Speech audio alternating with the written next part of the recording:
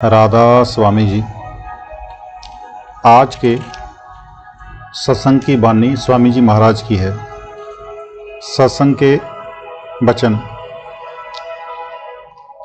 अकाल मूर्त है साध संतन की, ठहर निकी ध्यान कऊ। कई सत्संग शिकायत करते हैं जी, मन नहीं लगता। उनमें भी यही कमी है कि हर वक्त दुनिया की जड़ चीज़ों का ध्यान करते हैं। संत महात्मा जो आपको उपदेश देता है उसका ध्यान इस दुनिया के ध्यान से बढ़कर है। वह जड़ दुनिया और इसकी चीज़ों से चेतन है।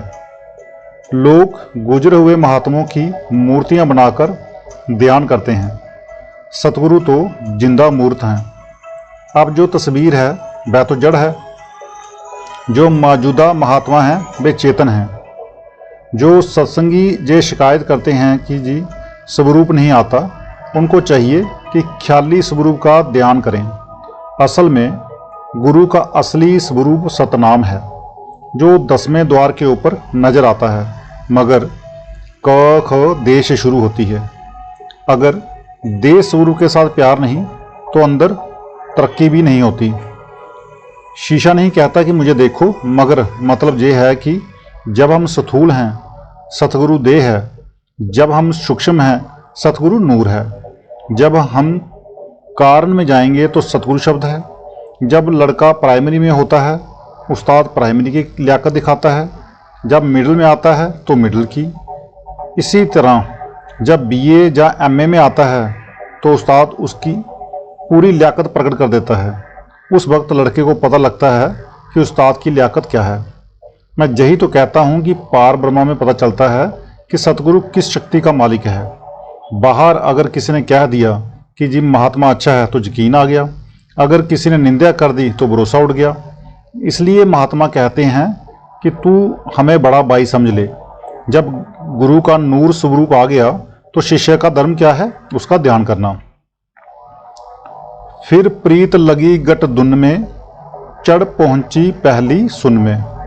जब तीसरे तिल में जाकर गुरु से प्यारी प्यारी बातें होती हैं, ध्यान की एकाग्रता हो जाती है, तो घंटे की धुन सुनाई देती है। अजीब हालात है जिसे जवान बयान नहीं कर सकती। गुरु ऊपर ही ले जाएगा। अब सील क्षमा मनशाई, गई तपन काम दुखदाई। अब तुरिया पद आ गया। वह अमृत बरसता है। उस अमृत को पीकर काम क्रोध लोभ मोह अहंकार सब निकल जाते हैं। सबसे पहले काम जाता है, उसकी जगह शील प्रकट हो जाता है। फिर क्रोध लोभ भी भागे, अहंकार मोह सब त्यागे। फिर क्रोध जाता है, उसकी जगह क्षमा आ जाती है। फिर मोह जाता है, उसकी जगह विवेक ले लेता है। इसी तरह लोभ की जगह संतोष आ जाता है और अहंकार की जगह दीनता आ जाती है, यानी आसुरी संपदा निकल जाती है और देवी संपदा आ जाती है। जब तक काम क्रोध अंदर से नहीं निकलते और रूह तुरिया पद में नहीं पहुंचती, तब तक मन का कुछ भरोसा नहीं। बाहर से अदब कवायद यानी सदाचार सीखकर, वेद शास्त्र पढ़कर चाहे इंसान अपने आप को नेक पाक बना लेते हैं, पर मन का कुछ भरोसा नहीं। ऋषि मुनि हजारों साल जंगलों में टक्करें मारते रहे। जब माया ने जोंका मारा, मन चलायमान हो गया। पराशर ऋषि सारी उम्र योगाभ्यास में रहा, मशोदरी पर मारा गया। दुर्वासा जी जिन्होंने कृष्ण भगवान भी मानते थे, जब स्वर्गों में गए उर्वशी ने ठग लिया। विश्वामित्र रामचंद्र जी के गुरु थे, मेनका के धोखे में आ गए। फिर शकुंतला पैदा होगी, जिसका नाटक आप सिनेमा में देखते हो।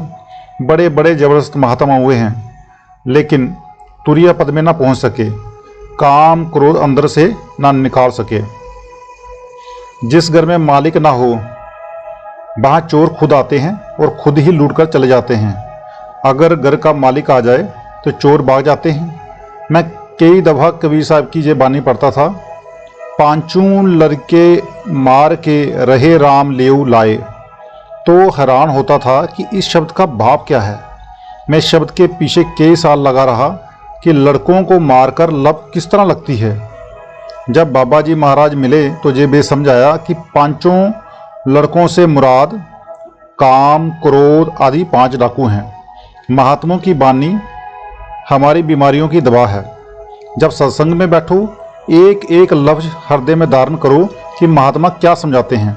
लेकिन अगर हम तो सत्संग में बैठे हों और मन बाहर फिरता रहे तो बिल्कुल फ़ायदा नहीं। जब आदमी के अंदर घंटे की धुन आती है, ऐसा मालूम होता है कि सारा ब्रह्मांड इस धुन को सुन रहा है। वहाँ पहुंचकर मन काबू में आता है। धुन 5 शब्द गट जागी, मन हुआ सहज बैरागी। अब सहंस दल कंबल में अजीब नज़ारा है, जहाँ की धुन सुनकर मन काबू में आ जाता है। मन जैसा कोई दुश्मन नहीं, पर अगर मन काबू में आ जाए तो इस जैसा कोई वफादार नौकर भी नहीं। कबीर साहब कहते हैं, मन के हारे हार है, मन के जीते जीत, कहे कबीर हरि पाई ये मन ही की प्रतीत। गुरु कृपा सूर उगाना, अब हुआ जगत बेगाना। उस दुनिया के मुकाबले में ये दुनिया कुछ भी नहीं। वह दुनिया बड़ी खूबसूरत है। अब जे इस दुनिया को फना समझने लगा और इसकी मोहब्बत उड़ गई। गुरु की कृपा से अंदर सूरज प्रकट हो गया। जब तक इससे नीचे था, कभी मोहब्बत उड़ गई, कभी आ गई, कभी इसको फना कह दिया, कभी अमर कह दिया।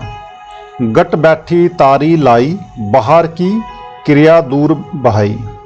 जो बाहर की क्रिया है अब ये कायम नहीं रहती। अंदर की लज्जत आ गई, चाहे बिगड़े चाहे रहे, इसे परवाह नहीं। गुरु अद्भुत सुख दिखलाया, क्या महिमा जाए न गाया। अब गुरु का शुक्राना याद आ गया। कहते हैं, गुरु ने अनोखा देश दिखलाया है। जब तक ये बाहर बैठा है, इसका क्या हाल है। अगर किसी ने गुरु की निंदा कर दी, प्यार टूट गया। किसी ने स्तुति कर दी, प्यार आ गया। सच्चा प्यार जहां आकर पैदा होता है। जग जीव अबागी सारे, नर देही जो ही हारे। कहते हैं, अगर दुनिया के खोटे और गंदे कर्मों वाले जीव जहां आ जाएं, तो जिस तरह मैं सुखी हुई हूँ वह भी सुखी हो जाएं। मगर नहीं, वे दुनिया के गंदे कामों में सड़ते हैं। उन्होंने मनुष्य जन्म को बर्बाद कर दिया। इसी जन्म में परमात्मा से मिलना था और इसी में दुनिया के काम करने थे। अब अगर दुनिया के बंदे ही बने रहे तो भजन किस जन्म में करेंगे। क्यों गुरु से प्रीत न करते, क्यों जम के किंकर रहते। अगर दुनिया के सारे जीव गुरु से मोहब्बत करके अंदर जाकर पर्दा खोल लें, फिर डर किसका है और उन्हें कौन दुख दे सकता है। कई औरतों के पति की जान निकल रही होती है, इधर रोना पीटना शुरू कर देती हैं और कहती हैं कि मुझे किसके हवाले कर चले हो। उसकी तो जान पर बनी हुई है, जमदूत सांस निकाल रहा है और वह लाल पीला हो रहा है। ये अपने रोने रो रही है। इस कलयुग में जो दया जीवों पर हो रही है, शायद ही किसी युग में हुई हो। काम क्रोध से जले हुए जीव और फिर सतगुरु आकर संभालता है। मैं किससे कहूँ सुनाई, फिर अपना मन समझाई। कहते हैं, दुनिया को किस तरह समझाया जाए। दुनिया मानती ही नहीं। अगर दुनिया के लोग गुरु से प्रीत करें, कमाई करें, तो जिस तरह मैं सुखी हुई हूँ वह भी सुखी हो जाएं। तू गुरु मत दृढ़ कर बाई, अब छोड़ो तात पराई। अब अपने आप को रूह कहती है कि हे प्यारी, पराए किस्से छोड़ दे, गुरु की मति ले ले और ऊपर चल। चल रह तू त्रिकुटी घाटी, चढ़ सुन शिखर की बाटी। गुरु कहता है कि चलो ब्रह्मा के देश में। तुझे चाहिए कि मेहनत करके ऊपर चढ़ जा, ब्रह्मा से होकर पार ब्रह्मा में आ जा। महासुन की तोड़ो टाटी, जा बंबर गुफा की हाटी। महासुन का पर्दा खोल ले और बंबर गुफा में आ जा। फिर सतपुरुष गर्भ आया, धुन बीना जाए बजाया। ये तो हर एक महात्मा जो सचखंड गया है उसने बयान किया है, लेकिन जितना स्वामी जी ने साफ बयान किया है उतना और किसी महात्मा ने खोलकर नहीं कहा। तुलसी साहब ने भी काफ़ी खोलकर लिखा है, क्योंकि ये दोनों महात्मा अंग्रेजों के राज्य में हुए हैं, जबकि मजहबों को अपनी बात कहने की काफ़ी छूट थी। अब रूह सचखंड सतपुरुष के देश में पहुंच गई और वहां जाकर बीन की धुन सुनी। नामदेव जी कहते हैं, अखंड मंडल निरंकार, मैं अनहद बैन बजाऊ बे, बैरागी राम है गवाओगे। यही गुरु अर्जन साहिब भी कहते हैं, रहंत जन्म हर दर्श लीना, बाजत नानक शब्द बीना। सुनी अलख अगम की बत्तियाँ, शशि सूर खरब जहाँ थकियाँ। इससे ऊपर जाकर अलख और अगम देश की बातें सुनी, जहाँ रोशनी इतनी है कि खरबों चंद्रमा और सूरज शर्मिंदा होते हैं। पिया परसे राधा स्वामी, कुछ कहूँ ना पुरुष अनामी। अब रूह आखिरी देश स्वामी पद में आ गई। उसी को राधा स्वामी कहते हैं और उसी को अनामी कहा है। मेरी आरत सबसे न्यारी, कोई समझेगी पिया प्यारी। आरत का मतलब है रूह का, उसमें जाकर रच जाना, रम जाना। कहते हैं कोई कोई रसीदा यानी पहुंची हुई रूह इसकी परख करेगी, वरना दुनिया को कोई खबर ही नहीं। यही दादू जी कहते हैं, वेद ना वेद बेश नहीं जानत, कऊ देत ना हामी। बेशियों को और वेदों को इसकी खबर नहीं। जब मैं परमात्मा के बारे में कहता हूँ तो कोई ये भी नहीं कहता कि दादू तू सच कहता है। इसी तरह स्वामी जी कहते हैं कि बाकी दुनिया अंधी है, दुनिया को क्या खबर है। जे वेद अथा बखाना, बिन संत ना कोई जाना। आप कहते हैं कि ये अथा वेद है, केवल संत ही जानते हैं। जब संत आते हैं दुनिया उनका विरोध करती है, पर उनका ख्याल ऊंचा होता है, वे परवाह नहीं करते। कर्मी जीव जग के अंधे, सब फंसे काल के फंदे। कहते हैं जो इस दुनिया के कर्मकांडी जीव हैं, तीर्थों मूर्तियों में फंसे हुए हैं, उन्हें तो इसकी खबर ही नहीं। वे काल के वकील बनकर संतों से झगड़ते हैं। उनसे नहीं कहना चाहिए, मत गूढ़ छिपाए रहिए। इसलिए संत चुप रहते हैं। जब कोई आदमी ऊंची पदवी का ग्राहक आए, वे इशारा दे देते हैं। जो दुनिया की चीज़ें मांगता है, जी पुत्र राजी हो जाए, काम नहीं चलता, मेरा घर बच्चा कोई नहीं, तो संत उसे कभी नज़दीक नहीं आने देते। जो मोतियों का ग्राहक हो उसके साथ बड़े प्रेम से बातें करेंगे। सुरत शब्द कमाई करना, सुमिरन में तन मन देना।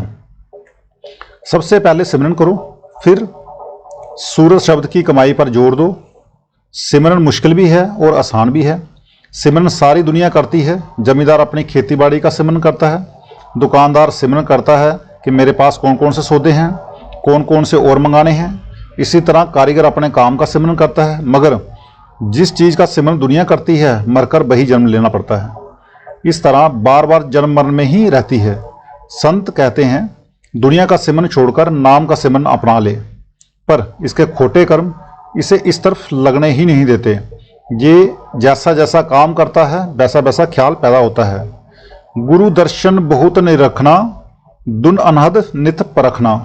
मुक्ति के तीन ही साधन हैं, सिमरन, ध्यान और दुन। इन तीनों में से एक ना एक हर वक्त सत्संगी के हृदय में जरूर होनी चाहिए। सत्संग की चाहत रखना, जब डोल बने तब करना। मुकम्मल कोर्स बयान कर दिया है कि हे जीव, जब कभी भी तुमसे हो सके सत्संग करो और महात्मा के उपदेश से फायदा उठा लो। उपदेश किया जे टीका, राधा स्वामी नाम मैं सीखा। मानो राधा स्वामी नाम की जही तशरीह यानी व्याख्या है सिमरन, ध्यान और धुन। तो आज का सत्संग इतना ही था। कल मिलते हैं अगले सत्संग में। राधा स्वामी जी।